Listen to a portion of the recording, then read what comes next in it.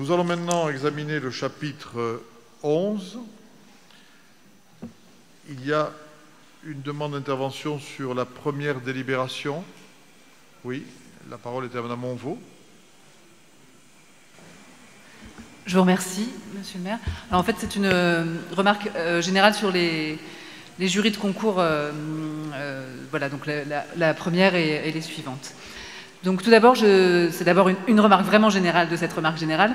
Il nous semble dommage de ne pas inclure les élus, tous les élus, dont ceux de l'opposition, dans les réflexions en amont des jurys, c'est-à-dire au moment de l'élaboration du cahier des charges, parce qu'il nous semble qu'on est toujours plus intelligent à plusieurs et que ces discussions pourraient permettre d'éviter certaines erreurs et même favoriser, je reviens à ce que je disais tout à l'heure, l'acceptabilité d'un projet. Parce qu'aujourd'hui, en fait, nous sommes présents dans les jurys, mais beaucoup de choses sont déjà figées. Et voilà, donc c'était pour rebondir sur ce que je disais tout à l'heure. Mais pour revenir sur les délibérations sur les jurys, il nous semble que parmi les points qui peuvent être améliorés, il y a la question de l'accessibilité des équipements construits. Il apparaît trop souvent encore aujourd'hui que cet aspect est imparfaitement et inégalement pris en compte dans les projets. Selon le rapport 2014 de l'Observatoire national de la sécurité et de l'accessibilité des établissements d'enseignement, sur la base d'un échantillon de 15 000 écoles, il apparaît qu'un nombre conséquent de constructions pourtant récentes, dans lesquelles l'accessibilité en toute autonomie des élèves handicapés pose réellement problème. Selon ce rapport, 25% des écoles construites depuis 2008 ne sont pas accessibles selon les règles d'accessibilité en vigueur. L'Observatoire s'interroge notamment sur les conditions de la procédure d'instruction des permis de construire, sur la connaissance de l'application des règles, sur leur respect, sur leur nature et leur compréhension, ainsi que sur le contrôle des règles d'accessibilité lors de la réception de l'ouvrage. Nous souhaiterions donc, dans un souci d'amélioration des projets présentés, que soient ajoutés aux critères de choix, parmi les différentes propositions, des éléments qui permettraient aux élus décisionnaires de connaître les expériences des architectes en matière d'accessibilité ainsi qu'en matière de conception universelle, qui permet de lier le respect de la réglementation et la qualité d'usage. Et il nous semble que ce critère pourrait être intégré dans les tableaux comparatifs qui nous sont transmis le jour des jurys pour nous aider à la décision. Donc nous vous proposons un amendement. Alors je ne sais pas si je le lis, ça revient à ça, à dire que nous souhaitons qu'il y ait un critère supplémentaire qui soit ajouté pour, même si il n'est pas question de dire qu'aujourd'hui toutes les écoles posent un problème d'accessibilité, mais que manifestement il y a un problème qui a été repéré par une étude globale et que, voilà, est-ce que vous voulez que je vous lise l'amendement? Alors, pour qu'on soit clair, oui. Il me semble que l'étude globale est une étude nationale. Je me trompe? Oui, c'est une étude nationale. Voilà. Donc, ce que je crains, si vous vous basez sur une étude nationale, c'est qu'on soit à côté de la plaque sur la situation locale. Moi, je suis, bien évidemment, et mes collègues également, tout à fait favorable au fait de regarder et de veiller à l'accessibilité des équipements publics. Nous sommes engagés depuis quelques années et encore pour bien d'autres années dans un plan de mise à niveau de l'accessibilité qui concerne quelques 700 équipements publics et qui représente un investissement de plus de 50 millions d'euros. C'est vous dire si pour nous c'est un sujet important que ce sujet de l'inclusion. Par contre, le problème là, c'est que si vous déposez un amendement, je crains que ça soit un petit peu inadapté parce que votre réflexion, elle est de portée générale et votre proposition est de portée générale aussi. Ah non, non, non. Enfin, du coup, comme vous dites que ça ne coûte rien d'ajouter ce critère-là pour qu'il soit dans le cahier des charges, je pense qu'on se rejoint là, vraiment. C'est-à-dire que comme c'est une problématique qui vous est chère et qui nous est chère aussi, si on ajoute dans les critères de choix la question de la compétence et de l'expérience en fait des architectes et sur les questions d'accessibilité et de conception universelle, on est encore plus sûr de ne jamais se tromper. Enfin, je pense que vraiment on peut se retrouver là, il me semble. Moi, ce que je sais par expérience, c'est que sur cette question-là qui est importante, il ne faut pas avancer à l'aveugle. Et donc, sur le plan d'un principe, on peut être d'accord sur l'objectif qui sous-tend votre intervention et votre proposition, bien sûr. Mais en application concrète, moi, je ne sais pas ce que ça donne. Autrement dit, si on vote cet amendement-là, je crains véritablement qu'on avance à l'aveugle. Véritablement, je pense que c'est ce type de sujet qui doit être travaillé en commission, en amont donc, plutôt que là, quand on est en conseil municipal. Alors, en termes de méthode, je crois que c'est plus logique de faire comme je dis. Est-ce que, peut-être sur ce point, hein, est-ce que Marion Lalande de Lobadère et éventuellement Christophe Alves, qui suit de manière transversale les questions d'accessibilité dans la collectivité, veulent donner des éléments de réflexion ou de réponse à notre collègue Madame Onvaux? Marion. Je vous remercie, Monsieur le maire. Effectivement, c'est une question qui est extrêmement importante, mais je crois qu'à Toulouse, on peut quand même le dire qu'elle est parfaitement prise en compte parce que c'est un sujet sur lequel nous sommes très vigilants, l'accessibilité de tous aux écoles. Alors les écoles neuves, bien entendu, c'est un des critères de réflexion. Enfin, on ne peut pas imaginer aujourd'hui, à Toulouse en tout cas, je ne nie pas votre rapport, hein, mais en tout cas pour ce qui est de Toulouse, que l'on propose aujourd'hui une école qui ne soit pas totalement accessible à tous les enfants et tous les adultes d'ailleurs, quel que soit leur handicap ou sans handicap, enfin parfaitement accessible à tous. Et par ailleurs, comme l'a rappelé Monsieur le maire, nous avons un plan qui est en cours en ce moment, qui n'est pas terminé, qui le sera à la fin du mandat, de mise en accessibilité de tous les bâtiments, de toutes les écoles de la ville. Alors bien entendu, c'est plus compliqué dans le bâti très ancien, notamment en hypercentre, mais pour autant on y travaille. Donc vraiment, c'est une considération qui est partagée et un souci qui est partagé par tous. Donc la question que je me pose, mais elle pourra être étudiée, comme l'a évoqué Monsieur le maire, avec les différents services, de voir quels peuvent être les critères dont vous parleriez, parce que, objectivement, comment on peut le juger dans un concours d'appel d'offres, dans un jury de concours d'architecture, la manière dont c'est pris en compte ou pas, puisque normalement tous les architectes sont censés prendre en compte la loi sur l'accessibilité. Alors après, on peut en discuter. Je sais que Madame Morin a fait des remarques hein, sur certains architectes qui, éventuellement, ne prennent mal en compte l'accessibilité. En tout cas, dans les écoles, à Toulouse, c'est vraiment un critère très important. Enfin voilà, et au-delà du fait que ce soit la loi, on y est extrêmement vigilant. Sur votre remarque dans la délibération, si j'ai bien compris, hein, de ne pas inclure les élus d'opposition dans les réflexions en amont sur le cahier des charges.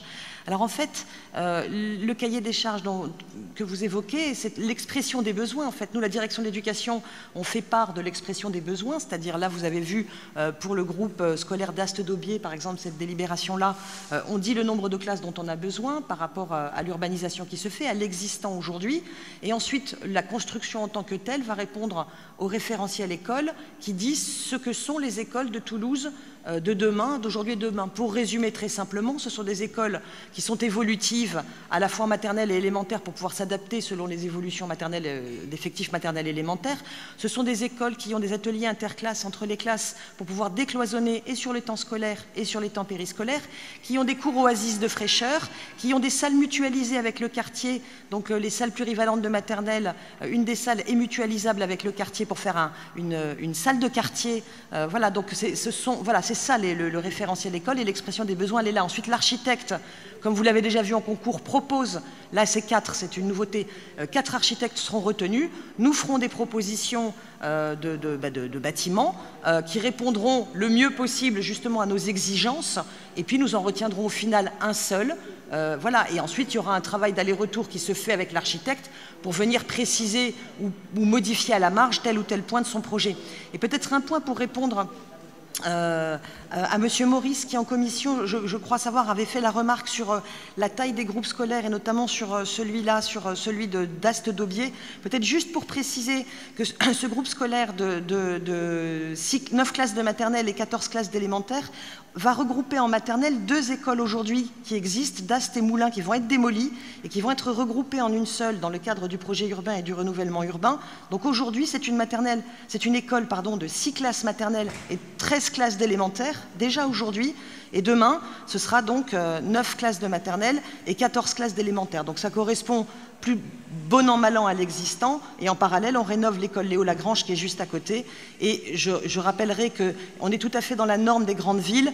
Je me suis amusée à regarder un petit peu ce qui se fait à Lyon. Lyon, par exemple, construit en ce moment une maternelle de 9 classes, donc c'est ce qu'on va faire. Montpellier, une maternelle de 10 classes, c'est plus que ce qu'on fait. Colomiers, une élémentaire de 15 classes, c'est plus que ce qu'on fait. Marseille vient de lancer un concours pour un groupe scolaire de 20 classes.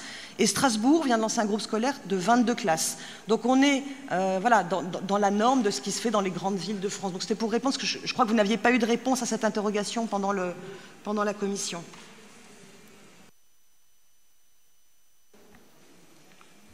Alors, il y a beaucoup d'orateurs. Madame Morin à nouveau, puis Monsieur Lacasse. Pour compléter le propos de ma collègue, que je remercie, il y a plusieurs choses dans ce que vous expliquez. Et moi, je vais vous parler des réalités auxquelles nous sommes confrontés. Tout d'abord, ce chiffre d'établissements qui ne sont pas conformes, c'est un chiffre qui concerne les établissements neufs et non pas les établissements anciens, et donc qui vient d'une étude tout à fait officielle. Ensuite, je vais vous donner un exemple qui me semble tout à fait parlant. Dans le cadre des délibérations qu'on examine aujourd'hui, il y en a une qui concerne un avocat toulousain, qui d'ailleurs est mandaté pour intervenir sur des travaux d'accessibilité. Et il se trouve que je connais cet avocat puisqu'il a construit le logement dans lequel j'habite et qui a été livré il n'y a pas très longtemps et qui s'est révélé non conforme. Et donc, comme j'ai exigé du bailleur effectivement d'avoir un entretien avec cet architecte pour essayer de comprendre comment il avait pu commettre une telle bévue. Vous parlez d'un architecte ou d'un avocat? D'un architecte. D'accord. D'un architecte, je pourrais citer. Donc cet architecte m'a expliqué que les normes changeaient tout le temps et que c'était trop compliqué de suivre le changement des normes. Donc, permettez-moi quand même de m'inquiéter du fait que la collectivité fait quand même appel à cet architecte et n'a visiblement pas vérifié son niveau de compétence en accessibilité.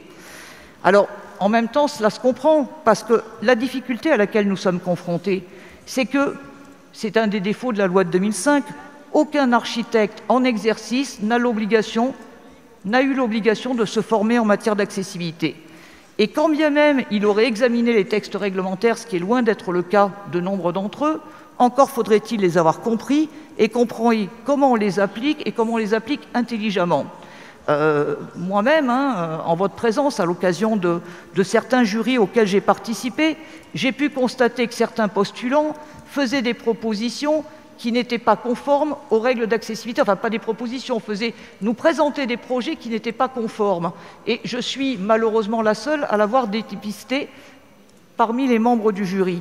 Donc il me semble qu'un des moyens d'éviter ce problème, c'est effectivement, et c'est ce que proposait ma collègue, d'ajouter, on a 3 critères pour sélectionner grosso modo les postulants, d'ajouter un 4e critère qui permettrait de mesurer, et je suis tout à fait prête à travailler avec les services et avec vous-même là-dessus, qui permettrait de mesurer l'expérience concrète que le postulant a en matière d'accessibilité, en matière de conception universelle et en matière de qualité d'usage.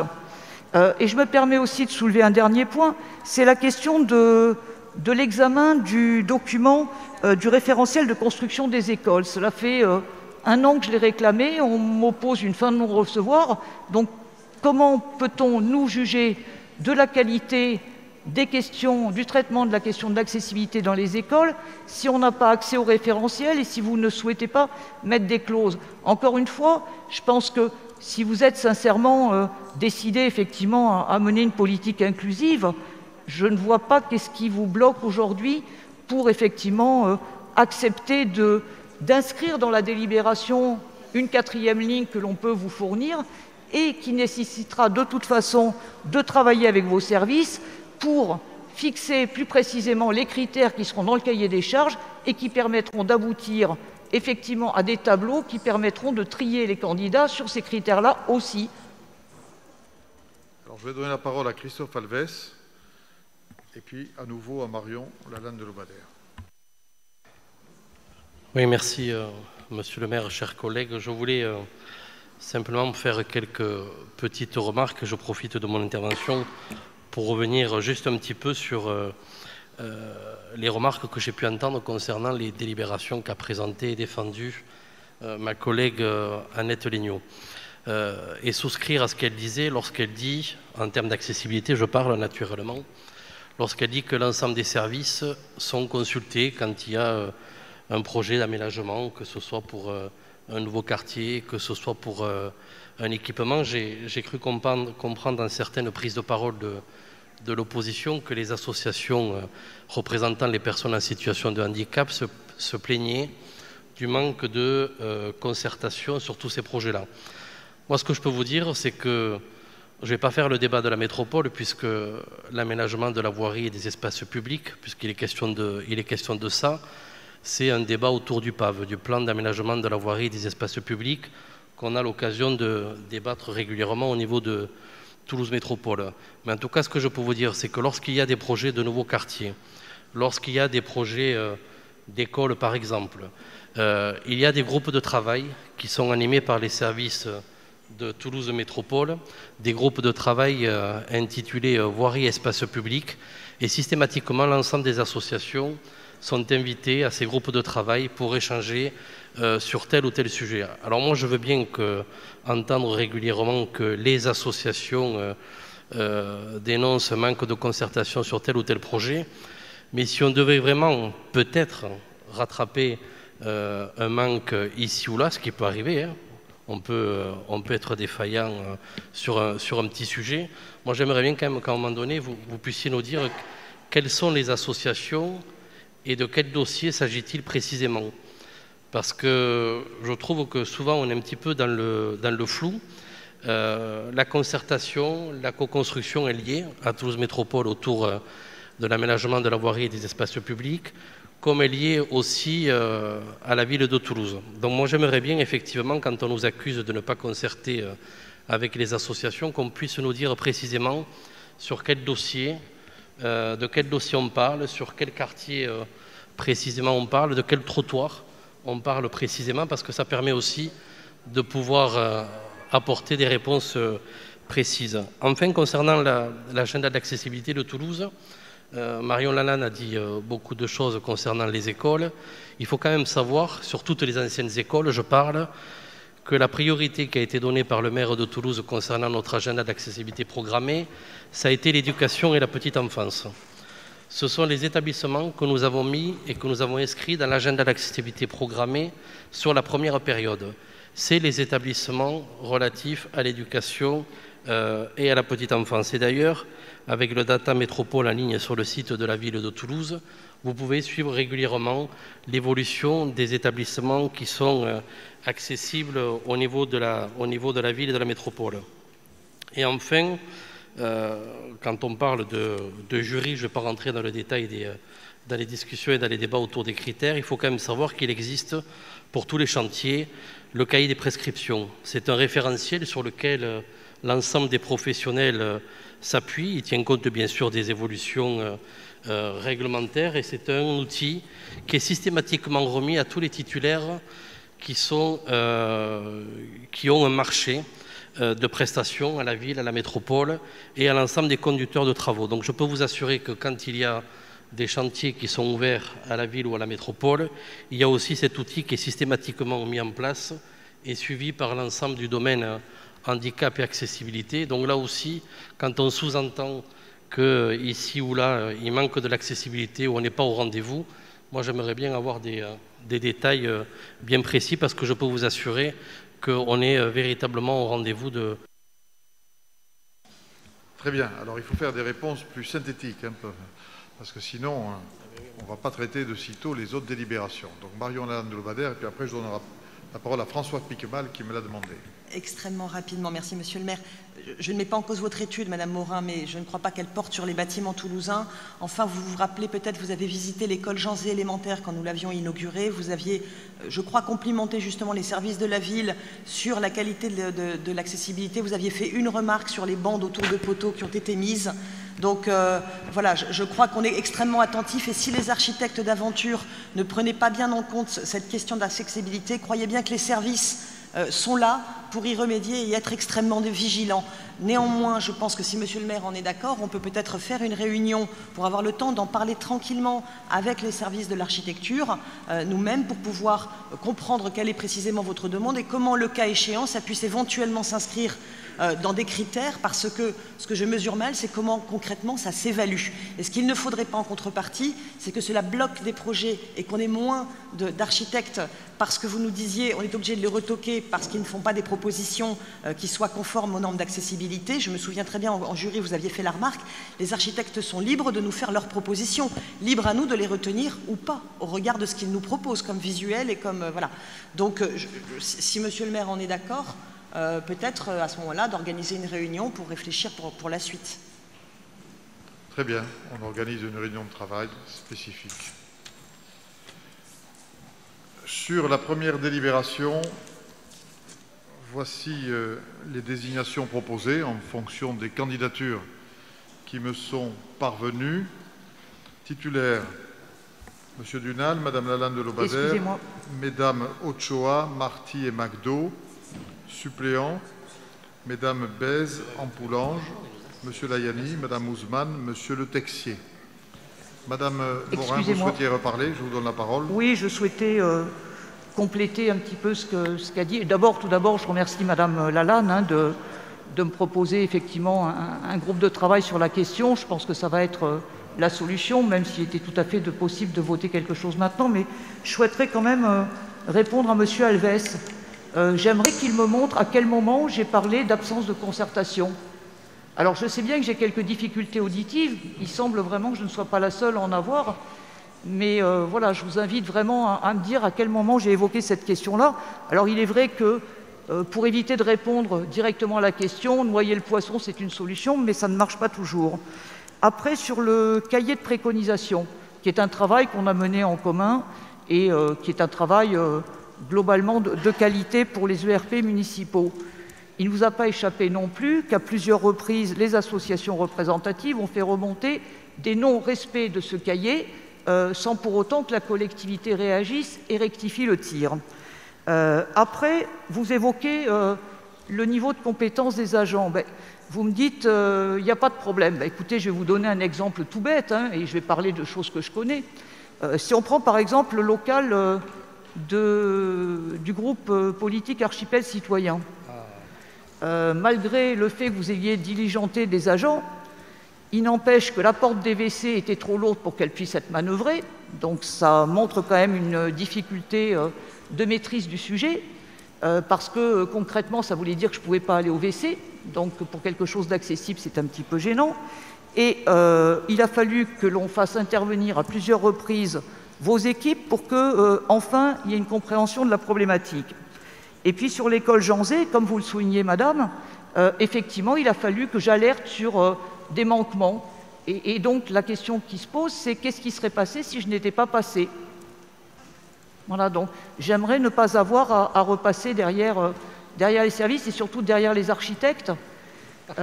Et donc, ça passe par des moyens renforcés de formation, des moyens suffisants, et ça passe aussi par des critères très précis dans les appels, dans les jurys de concours, de façon à ce qu'effectivement, on n'ait pas quelque chose qui se retrouve au niveau national régulièrement et qui pose un vrai problème.